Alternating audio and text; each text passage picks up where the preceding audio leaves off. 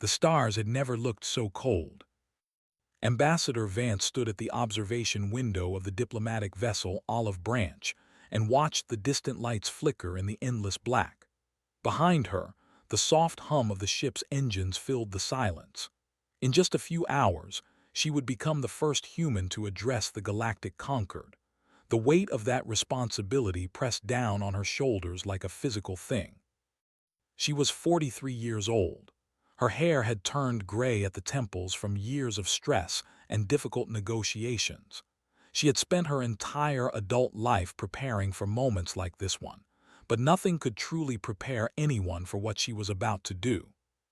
Humanity had only discovered faster-than-light travel 15 years ago. In that short time, they had expanded rapidly across nearby star systems. They had built colonies. They had established trade routes, and they had drawn the attention of beings far older and far more powerful than themselves. The Galactic Concord was a coalition of 12 spacefaring species. They had ruled this part of the galaxy for thousands of years. Some of them had been traveling between stars when humans were still living in caves. They watched humanity's sudden growth with a mixture of curiosity and concern. After years of careful diplomacy, the Concord had finally agreed to meet with a human representative. They offered observer status. It was not full membership, it was not equality, but it was a door, and Vance intended to walk through it. The Olive Branch was a small ship. It carried no weapons. Its crew numbered only 47 people, including 12 Marines for security. Some officials back on Earth had argued for a larger delegation. They wanted warships. They wanted a show of strength. Had refused. She understood something that many people did not. The galaxy was watching. Every choice humanity made in these early days would shape how other species saw them for centuries to come. If they arrived with weapons and threats, they would be seen as dangerous. If they arrived with open hands and honest words, they might be seen as friends. It was a gamble, knew that, but she believed it was the right one. The ship dropped out of hyperspace near station, felt the familiar lurch in her stomach as reality bent and then snapped back into place. Through the window, she could see the station growing larger. It was massive. The central hub alone was bigger than most human cities. Hundreds of ships moved around it like fish swimming near a reef. Captain James appeared at her side. He was a tall man with a stern face and careful eyes. He had commanded military vessels for 20 years before accepting this assignment. "We are being scanned," he said quietly. "Multiple times. They are very interested in us." Nodded, "Let them look. We have nothing to hide." The Olive Branch was escorted to a docking port by 4 Concord patrol ships. As the airlocks connected, took a deep breath and straightened her formal uniform. This was it. This was the moment everything changed. The delegation walked through gleaming corridors filled with beings unlike anything most humans had ever seen. There were the tall and thin with skin like polished silver. There were the small creatures covered in soft blue fur who communicated through a complex series of whistles and clicks. There were dozens of other species, all watching the humans pass with expressions that ranged from curiosity to contempt. But it was the who caught's attention. They stood apart from the others. They were large beings, nearly 8 feet tall, with 4 arms and skin the color of dried blood. Their faces had 4 eyes arranged in a diamond pattern, and when they looked at the human delegation, those eyes held nothing but cold disdain. The Dominion was the military backbone of the Galactic Concord. They had conquered more worlds than any other species in the coalition. They enforced Concord law. They maintained order, and they did not like newcomers. High Commander was their leader. He stood at the front of the group, his massive arms crossed over his chest. He wore ceremonial armor decorated with the symbols of 100 victories. When walked past him, he did not move. He did not speak. He simply stared at her with those 4 unblinking eyes. Met his gaze calmly. She did not look away, she did not flinch. The assembly hall was enormous. Seats rose in tiers around a central platform, filled with representatives from all 12 member species. Thousands of beings fell silent as Ambassador Vance took her place at the speaking podium. She looked out at the assembled crowd. So many eyes, so many different faces, so many civilizations that had existed for before humanity took its first steps into space. "Thank you for allowing me to speak," she began. Her voice was calm and steady. "I come before you today not as a conqueror or a rival. I come as a neighbor. Humanity is young. We know this. We have much to learn from the species gathered in this hall." She paused, letting her words settle. "We ask only for the chance to prove ourselves. We want to trade. We want to share knowledge. We want to build relationships that will benefit all of us. We do not seek war. We do not seek conflict. We seek only peace and cooperation." The hall remained silent, could not read the expressions of most species present. She had no way of knowing how her words were being received. But she saw. The High Commander was smiling. It was not a kind smile. It was the smile of a predator watching prey that did not yet know it was being hunted. He leaned toward one of his officers and spoke quietly. Though could not hear the words, she could guess their meaning. They saw humanity's peaceful approach as weakness. They saw the single unarmed ship as an insult. They saw a young species that did not understand how the galaxy truly worked. The Assembly voted to grant humanity provisional observer status. It was a small victory, a first step. As left the hall, she passed once more. This time he spoke. "One ship," he said. His voice was deep and rumbling like stones grinding together. "One ambassador, no fleet. You humans are either very brave or very stupid." Stopped, she turned to face him. "Perhaps we are neither," she said quietly. "Perhaps we simply believe that peace is worth trying for." Laughed, the sound echoed through the corridor like thunder. "Peace," he repeated, "the cry of the weak. Your kind will learn, little human. In this galaxy the strong take what they want, and the weak disappear." He walked away, still laughing. Watched him go. Her face remained calm, but deep inside she felt the first cold touch of fear. She had come here hopping for the best. Now she wondered if she had been naive. The olive branch departed station 3 cycles later.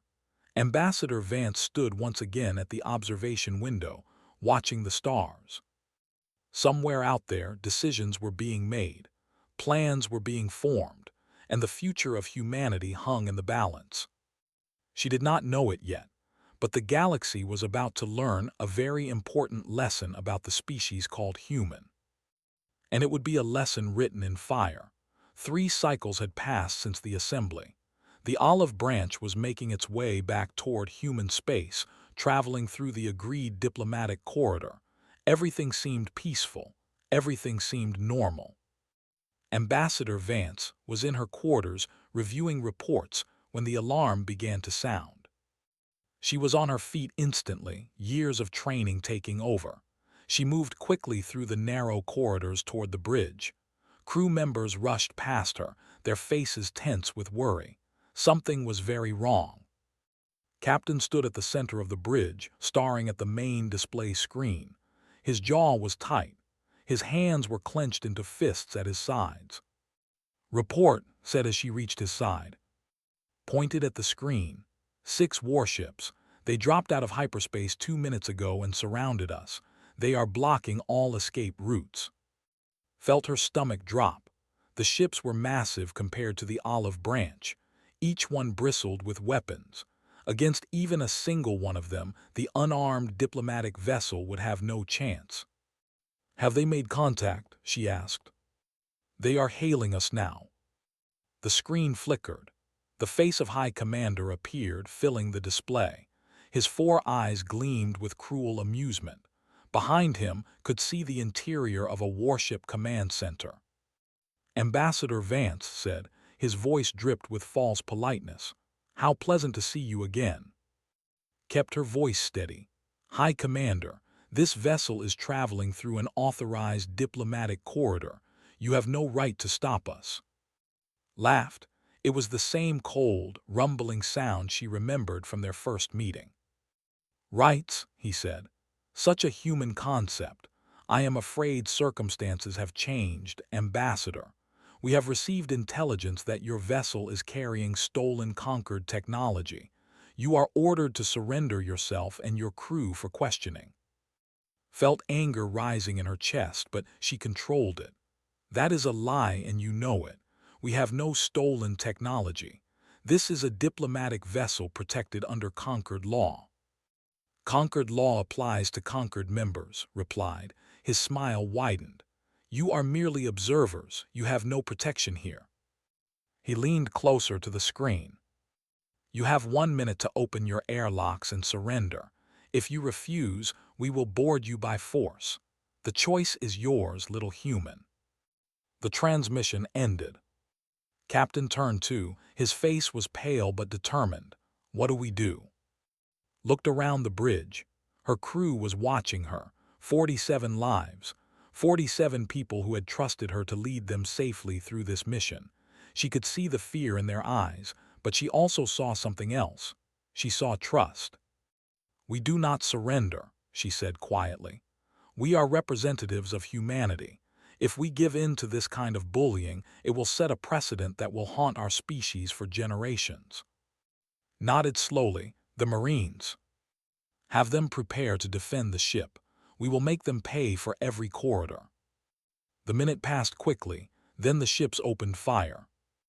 They did not aim to destroy the olive branch. That would have been too easy. Instead, they targeted the engines and the communication systems. Precise shots. Surgical strikes. Within seconds, the human vessel was crippled and deaf, unable to run or call for help.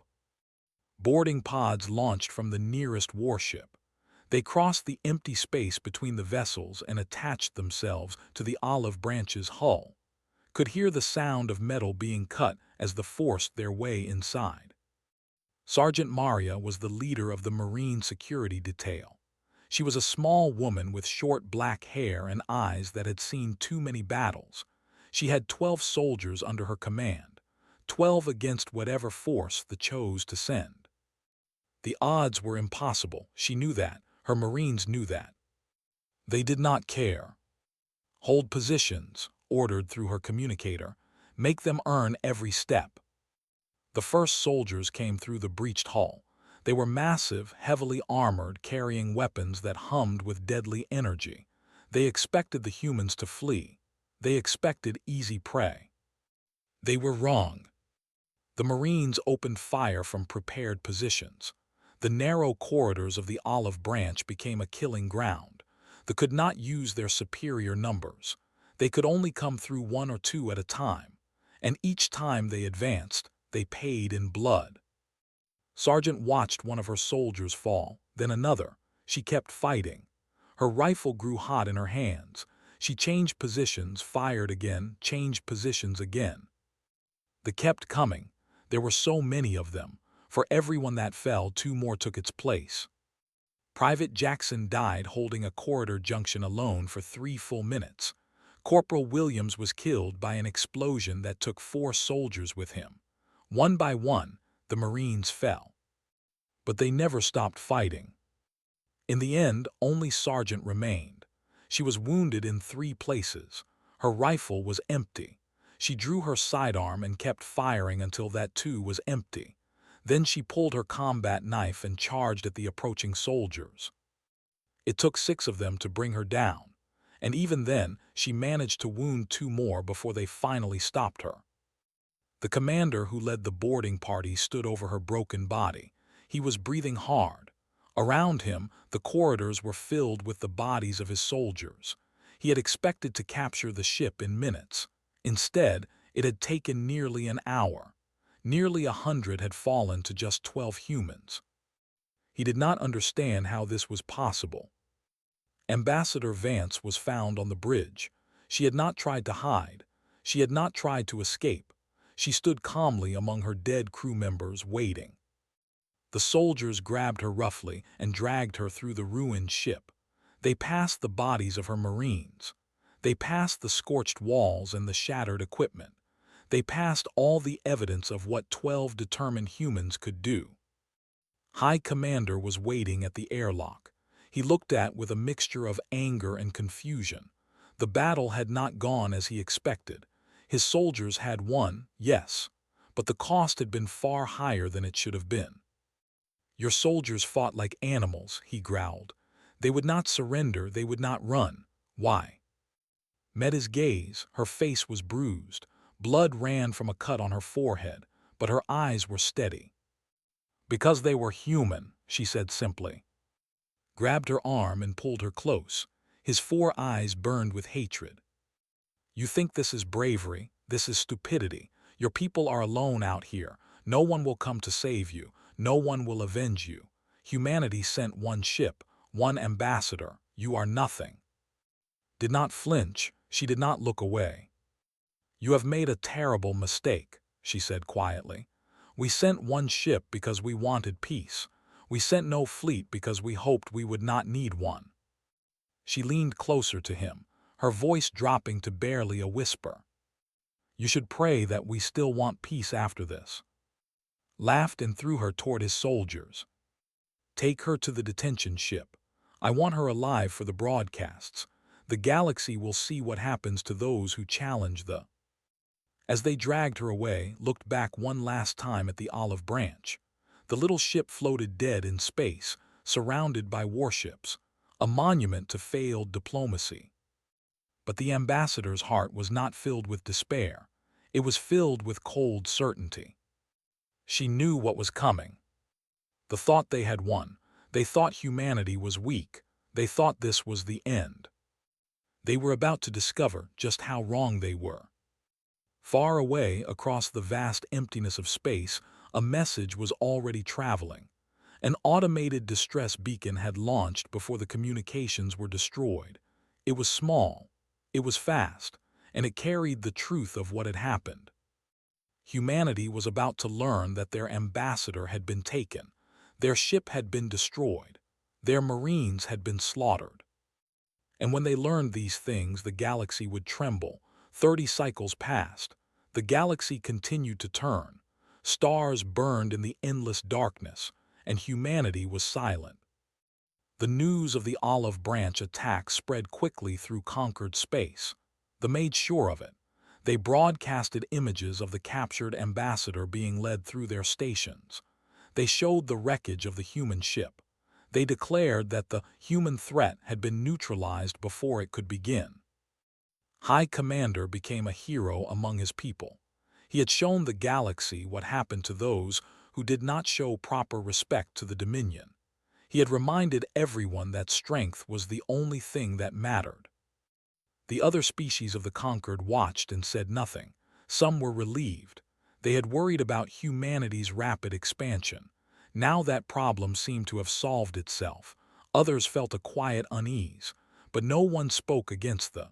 No one ever did. Ambassador Vance was held in a detention facility on a military station. They did not treat her well. She was questioned for hours at a time.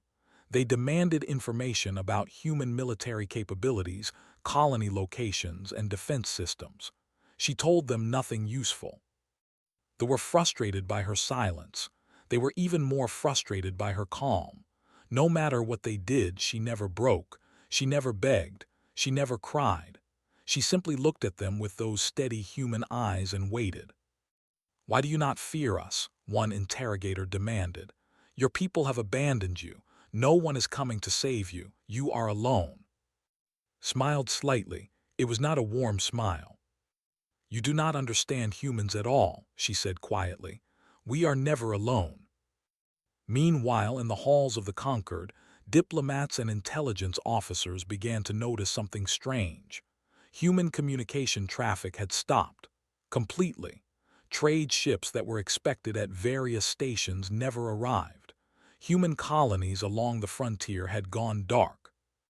At first, no one thought much of it. Perhaps the humans were retreating. Perhaps they were afraid. Perhaps they were simply trying to avoid further conflict with the... But then the deeper reports started coming in. A merchant who had been trading with human colonies reported that the last time he visited, he saw military ships everywhere. Not the small patrol craft he had seen before. These were larger, much larger, and there were hundreds of them. A science vessel detected unusual energy readings near human space. The readings suggested massive industrial activity, forges burning, shipyards working at full capacity. Something was being built. A spy satellite in neutral territory captured images of human convoys moving through space. The convoys were enormous. They were heading toward a staging area deep inside human territory. The intelligence officers who gathered this information did not know what to make of it. They sent reports to their governments. They raised concerns in quiet meetings, but no one wanted to challenge the official story. No one wanted to anger them by suggesting that humanity might not be as defeated as they appeared. Only one person truly understood what was happening. Grand Arbiter Selene of the Conquered Council was one of the oldest and beings in the coalition. She was a species known for their long memories and their ability to see patterns that others missed. She gathered the intelligence reports, she studied the data, and she felt the first cold touch of fear. They are not retreating, she said to herself, they are preparing. She requested a meeting with. The High Commander agreed, clearly pleased to receive attention from such a senior figure. "You wish to see me, Grand Arbiter?" he asked. His voice was confident, arrogant. Selene looked at him with her ancient eyes. "I have been studying the human situation," she said carefully. "I believe you may have underestimated them." Laughed, underestimated. They sent one ship, one ambassador. We destroyed them easily. And yet none of their other ships have come to negotiate for her release. None of their leaders have sent messages of surrender. They have simply gone quiet. Waved a dismissive hand. They are afraid, they are hiding. This is what weak species do. Selene shook her head slowly. "I have accessed the historical databases," she said. "I have studied what little information we have about human history. Did you know that they have been fighting wars among themselves for their entire existence as a species?" Frowned, "What does that matter?" They did not have enemies from outside. They had no alien threats to unite them, so they fought each other. For thousands of years. They developed weapons and tactics that no other species in the Conquered has ever imagined. They refined the art of war to a degree that we cannot comprehend. She leaned forward. "The ship they sent was not a sign of weakness, High Commander. It was a sign of restraint. They were trying not to frighten us. They were showing us that they could be peaceful, that they wanted to be peaceful." His four eyes narrowed. "You are saying I should be afraid of these creatures." "I am saying that you woke something up, and now it is moving, and none of us knows what it will do." The High Commander stood. He towered over the elderly Arbiter. "I fear nothing," he growled. "The Dominion has conquered 30 species. We have crushed every enemy who has ever stood against us. Humans are insects, and I will crush them like insects when the time comes." He turned and walked away, leaving Selene alone with her fears. 20 hours later, the transmission arrived. It came on every frequency. It appeared on every screen. It reached every corner of conquered space simultaneously. There was no way to block it. There was no way to stop it. The image showed a human male. He was older, with gray hair cut short and a face that looked like it had been carved from stone. He wore a military uniform covered in medals and insignia. His eyes were cold. "I am Admiral Stone," he said. His voice was calm and clear. "Supreme Commander of the United Earth Defense Force." Around the galaxy, billions of beings stopped what they were doing and listened. 30 cycles ago, a force attacked our diplomatic vessel, the Olive Branch. They killed our crew. They captured our ambassador. They violated every principle of civilized behavior. He paused. His expression did not change. "We sent that ship because we wanted peace. We sent one ambassador because we believed in diplomacy. We sent no fleet because we hoped we would not need one. Another pause, longer this time. We were wrong.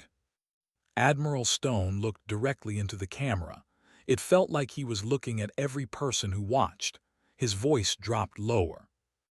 To the Galactic Conquered, we gave you a chance. We offered you friendship. You responded with violence and contempt. His eyes seemed to burn. Ambassador Vance will be returned to human custody within one standard cycle. She will be unharmed. She will be treated with respect. If these conditions are not met, you will learn why humanity has never lost a war. The screen flickered. For just a moment, the image behind Admiral Stone changed. Instead of a plain background, viewers caught a glimpse of what looked like a command center. Through the windows, they could see ships. Thousands and thousands of ships, stretching into the distance like an endless sea of metal and fire. Then the image was gone. You have one cycle, Admiral Stone said. Choose wisely. The transmission ended. Across the galaxy there was silence. Then there was chaos. The High Command declared the message a bluff, laughed, and said the humans were trying to frighten them with tricks and illusions. But others were not so sure. They began quietly moving their fleet away from space. They recalled their ambassadors. Species that had been allies of them for centuries suddenly found urgent business elsewhere. In her cell, Ambassador Vance heard about the transmission from her guards. They were trying to hide their fear, but she could see it in their eyes. One cycle, one of them muttered. What can they possibly do in one cycle? Smiled. Everything, she said softly. They can do everything. The deadline passed. Ambassador Vance was not returned. High Commander stood on the bridge of his flagship, the Crimson Fury, and waited. He had positioned his fleet around the detention station where the human ambassador was held. 10,000 warships, the pride of the Dominion, arranged in perfect defensive formations. He was ready. He was confident he was wrong. The first sign that something was happening came from the deep space sensors. Officers began reporting unusual readings, energy signatures unlike anything in their databases, gravitational disturbances that made no sense. Something was coming, something big. Then the sky tore open. That was how survivors would later describe it. The fabric of space itself seemed to rip apart as hundreds of hyperspace windows opened simultaneously. They had never seen anything like it. No species in the Conquered had ever moved so many ships through hyperspace at the same time. It was considered impossible. The humans did not seem to know that. Ships poured through the openings. Not dozens, not hundreds. Thousands upon thousands of vessels emerged from the shattered sky, spreading across the battlefield like a wave of steel and fire. Dreadnoughts the size of small moons led the charge. Behind them came carriers, each one launching swarms of smaller fighters that darkened the stars. Battle cruisers, destroyers, frigates, and ships that they could not even identify filled every corner of visible space. Stared at his tactical display. The numbers did not make sense. Where had they come from? How had they built so many ships in such a short time? Impossible, he whispered. This is impossible. But it was not impossible. It was humanity. The human fleet did not attack immediately. They simply took positions, surrounding the forces completely. There was no escape, no retreat. They were trapped like fish in a net. A communication request came through, accepted it. Admiral Stone appeared on the screen. His face was as calm as it had been in the earlier transmission. Behind him, through the windows of his command center, the assembled human fleet stretched into infinity. High Commander, Stone said, I have come for Ambassador Vance. Struggled to keep his composure. His hands trembled slightly, though he tried to hide it. You think you can frighten me with this display, he growled. They have faced great fleets before. We have always won. Stone tilted his head slightly. Have you? Tell me, High Commander, how many species have you conquered? 30, said proudly. 30 civilizations have fallen before our might. Interesting? Stone leaned forward. In the last 200 years of our history alone, humans have fought wars that killed hundreds of millions of our own people. We developed weapons that could destroy entire cities in a single flash of light. We poisoned our own lands with radiation. We burned our own skis. He paused. We did this to ourselves, to our own families, our own children. Imagine, High Commander, what we are willing to do to strangers who hurt us. Felt a cold chill run down his spine, but he refused to show weakness. Your ships are impressive, he admitted, but numbers alone do not win battles. They are the greatest warriors in the galaxy. Your humans are soft, undisciplined. We saw how easily your ambassador was captured. Did you? Stone asked quietly. Let me tell you what I saw. I saw 12 Marines face hundreds of your soldiers and refuse to surrender. I saw them kill nearly 100 before they fell. I saw them die standing, not kneeling. His voice hardened. Those were not our warriors, High Commander. Those were guards, security personnel. The soldiers you will face today have trained their entire lives for war. They have studied every battle ever fought. They have learned from every mistake. They are not soft. They are not undisciplined. He smiled. It was a terrible smile. They are human. Throughout conquered space, beings watched the confrontation unfold.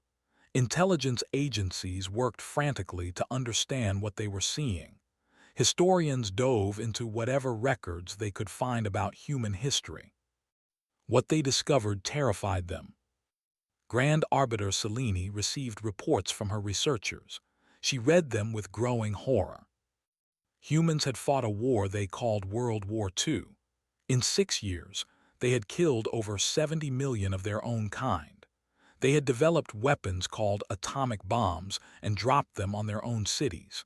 They had built factories designed specifically to murder millions of people. They had fought another conflict called the Cold War, during which they had created enough nuclear weapons to destroy their entire planet several times over. They had pointed those weapons at each other for decades, living under the constant threat of total annihilation. They had fought hundreds of smaller wars. They had developed chemical weapons that melted flesh, biological weapons that could wipe out populations, psychological warfare techniques that could break minds without ever firing a shot. And through all of it, they had survived. They had grown stronger. They had kept finding new ways to hurt each other. Selene understood now. She understood why the humans had sent only one ship. It was not because they were weak. It was not because they had nothing else. It was because they had been trying to hold themselves back. The olive branch was not a sign of their limitations. It was a leash, a way of controlling impulses that ran deep in the human spirit. They knew what they were capable of. They knew what they had done to themselves, and they did not want to unleash that on others. They had cut that leash. On the bridge of the Crimson Fury made his decision. He was a warrior. He would not surrender without a fight. All ships, he ordered. Attack formation. We will show these humans what courage looks like. The battle lasted 11 minutes. The humans did not fight the way they expected. They did not form lines and exchange fire. They did not engage in honorable one-on-one combat. Instead, they attacked from every direction at once. They used coordinated strikes that overwhelmed defensive systems. They targeted command ships and communication relays first, cutting the fleet into isolated pieces that could not support each other. Human fighters swarmed through the battle like angry insects. They were smaller and faster than anything they had faced before. They dodged weapons fire that should have destroyed them. They struck at weak points with surgical precision. The dreadnoughts advanced steadily, absorbing fire that would have destroyed any conquered vessel. Their armor was different, stronger. It seemed to heal itself even as it was damaged. And the weapons, they had never seen anything like the weapons. Energy beams that cut through shields like they were not there. missiles that released clouds of smaller missiles when they got close to targets. Kinetic projectiles accelerated to incredible speeds that punched through hulls like needles through cloth. Ship after ship exploded. Thousands of warriors died. The great fleet that had conquered 30 species crumbled in minutes. Stood on his burning bridge and watched his people die. He had been wrong, so terribly wrong. A human boarding pod attached to his ship. Marines stormed through the corridors. They did not fight like the guards on the olive branch. These were something else entirely. They moved as one, killing with brutal efficiency.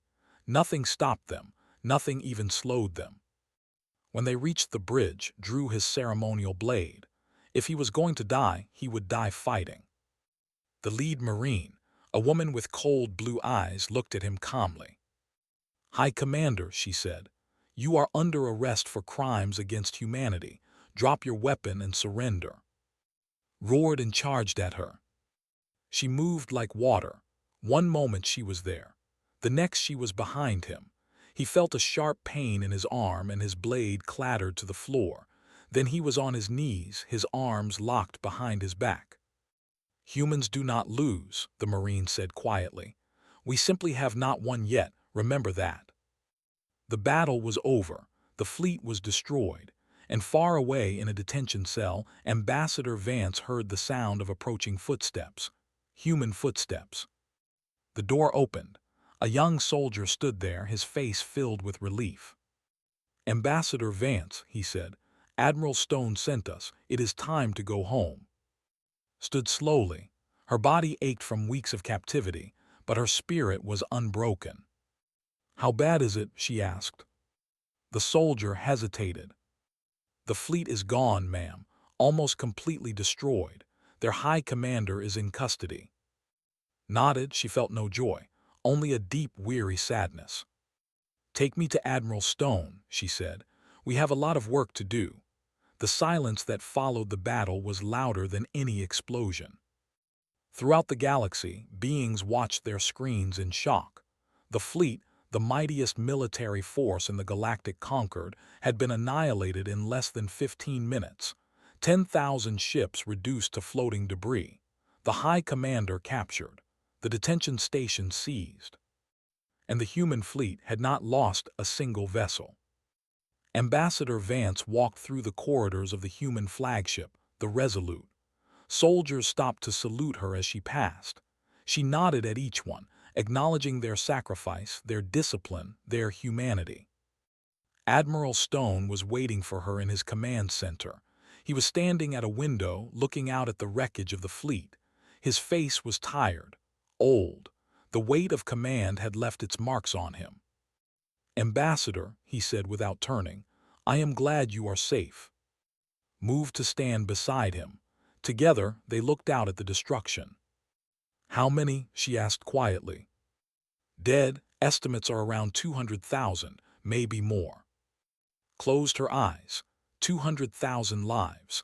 200,000 families that would never be whole again. All because one arrogant commander had believed that might made right. "And on our side?" 47 killed in action during the boarding operations, a few hundred wounded. Stone paused. "The crew of the Olive Branch, the Marines, we recovered their bodies. They will be given full honors." Nodded slowly. 47 dead on the Olive Branch, 47 more in the battle, 94 humans lost, against 200,000. The numbers were staggering, but they brought her no comfort. "What happens now?" she asked. Stone finally turned to look at her. His eyes were hard but not cruel. He was a warrior, yes, but he was also a man who understood the cost of war. "That depends on them," he said. "The Conquered is gathering for an emergency session. They are afraid. They should be. But we did not come here to conquer. We came to deliver a message." "And the message?" "Do not mistake kindness for weakness, ever again." The emergency session of the Galactic Conquered was held 2 cycles later. Representatives from all 12 member species gathered in the Great Assembly Hall. The seats that had once been filled with contempt for humanity now held beings who could barely look at the human delegation without trembling. Ambassador Vance stood at the podium once more. Her face still showed the bruises from her captivity. She had refused medical treatment until after the session. She wanted them to see. She wanted them to remember. "When I stood before this assembly 33 cycles ago," she began, "I came with a message of peace. I came with an open hand. I came believing that civilized species could find common ground." She looked around the hall. Every eye was fixed on her. "I still believe that, despite everything that has happened, despite the attack on my ship, despite the murder of my crew, despite my imprisonment and mistreatment, I still believe that peace is possible." A murmur ran through the assembly. They had expected threats. They had expected demands. They had not expected this. "But let me be clear," continued, her voice hardened. "Peace is not weakness. Peace is a choice that requires strength to maintain." She raised her hand and pointed toward the windows.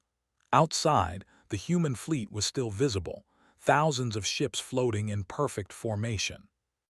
"We built those ships because we hoped we would never need them. We trained those soldiers because we prayed they would never have to fight. We prepared for war because we wanted peace." She lowered her hand. "They thought we were weak because we sent one ship. They thought we were cowards because we asked for diplomacy instead of demanding respect through force. They were wrong." She looked directly at the section. Was not there, of course. He was in custody awaiting trial, but his officers were present. They would not meet her eyes. "Humanity has fought wars for 10,000 years. We have killed billions of our own people in conflicts over land, resources, ideas, and pride. We know the horror of war better than any species in this galaxy, and because we know that horror, we tried to spare you from it." She turned back to the full assembly. "That offer still stands. Humanity wants to be a member of this Concord. We want to trade. We want to share knowledge. We want to build a future where all species can thrive together." She paused, letting her words settle. "But we will not be bullied. We will not be attacked. We will not be treated as lesser beings because we chose peace over war. If anyone threatens us again, they will face the full might of human resolve, and they will lose." The assembly was silent. No one moved. No one spoke. Then Grand Arbiter Selene rose from her seat. She was ancient, her movements slow, but her voice was still strong. "I move that humanity be granted full membership in the Galactic Concord," she said, "immediately, without conditions." Another representative stood, then another, then dozens more. The vote was unanimous. In the weeks that followed, the galaxy began to change. The Dominion surrendered 3 border systems to humanity as reparations for the attack. Their military was restricted. Their government was restructured, was tried for crimes against peace, and sentenced to life imprisonment on a remote station. But more important than the political changes were the cultural ones.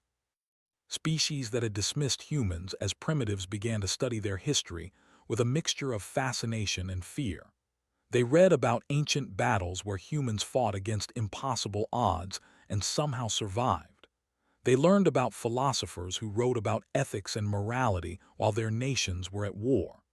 They discovered scientists who built weapons of mass destruction and then advocated for their abolition. They saw a species of contradictions, capable of tremendous cruelty and tremendous compassion, builders and destroyers, poets and soldiers, a species that had clawed its way out of extinction again and again, not because they were stronger or faster than their enemies, but because they simply refused to give up. They added human literature to their great libraries. They began teaching human music in their schools. The scholars wrote papers analyzing human psychology, trying to understand how one species could contain so much light and so much darkness at the same time. And slowly, carefully, the galaxy began to open its arms to humanity. Ambassador Vance returned to her duties. A new diplomatic vessel was commissioned, also named Olive Branch. But this time, it did not travel alone. A permanent escort fleet accompanied it wherever it went, not because humans expected trouble, but because they wanted everyone to remember the lesson they had taught. 1 year after the battle, attended a memorial ceremony for the crew of the original Olive Branch. She stood before a monument that listed their names, 47 people who had given their lives believing in the mission of peace. Captain James, Sergeant Maria, Private Jackson, Corporal Williams, 43 others, each name carved in stone. Admiral Stone stood beside her. The ceremony was over. The other attendees had left, but the two of them remained. "Do you think it was worth it?" Stone asked quietly. Considered the question. She thought about the dead. She thought about the battle. She thought about the thousands of who had lost their lives because their leader had been too proud to see the truth. "I think," she said slowly, "that it was necessary. I wish it had not been. I wish we could have found another way, but some lessons can only be taught through pain." Stone nodded. "And what lesson is that?" Looked at the names carved in stone. She thought about humanity, about all the wars they had fought, about all the peace they had tried to build, about the endless struggle between their worst instincts and their highest ideals. "That peace is not the absence of strength," she said finally. "It is the choice to use that strength wisely, to protect instead of destroy, to build instead of tear down, to offer an open hand even when you have a closed fist." She turned to face the Admiral. "The galaxy knows what we are capable of now. They have seen our weapons. They have witnessed our soldiers. They know that we can destroy anyone who threatens us." She smiled. It was a small smile, but a genuine one. "Now they will see what we can build. And that, Admiral, is the real message. Not our capacity for war, but our determination to choose something better." Stone looked at her for a long moment. Then he nodded slowly. "You really believe that, don't you, after everything that happened?" Turned back to the monument. The names of the dead glowed softly in the fading light. "Those people died believing it," she said quietly. "The least I can do is prove them right." Far above them, the stars continued to burn in the endless black, and somewhere among them, humanity was taking its first steps into a larger universe, not as conquerors, not as victims, but as something new, something the galaxy had never seen before. A species that knew the horror of war so well that they would do anything to prevent it. A species that held the power of destruction in one hand and the hope of peace in the other. Humanity had arrived, and nothing would ever be the same.